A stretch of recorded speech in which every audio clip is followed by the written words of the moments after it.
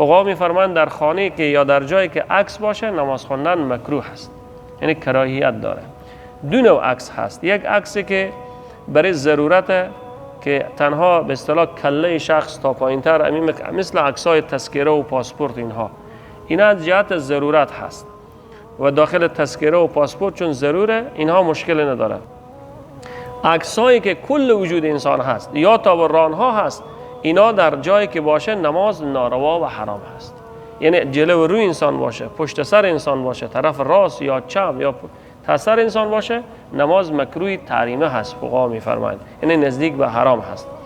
علت حرام شدن عکاسی و عکس و نقاشی زیرو اینها به خاطر چی هست؟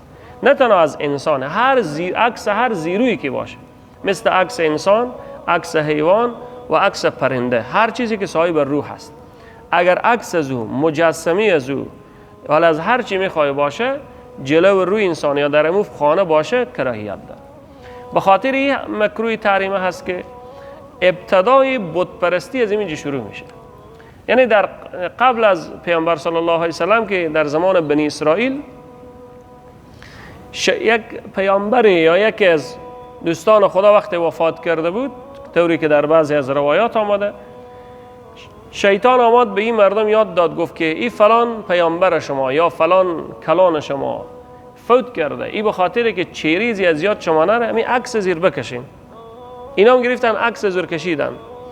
بعد یک قرنی که تیر شد، شیطان آمد به اینا گفت که وقت پیش از این عکس میان این بزرگ شما بوده، یا مثال میزنم بزرگ کلان قوم شما، حالا وقتی که میان پیش از این یک احترامی بزی بکنین دیگه.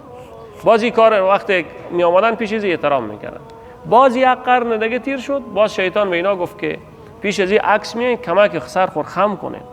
بازی کار کردن. یک قرن دیگه تیر شد، شیطان به اینا گفت وقتی میایم سجده کنین، این کلان شما بوده.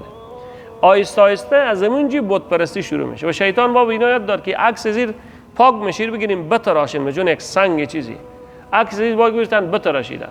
از همینجا بت پرستی پیدا شد و اسلام عزیز اینا رو حرام کرد، مگر اینکه عکسی که جهت ضرورت باشه.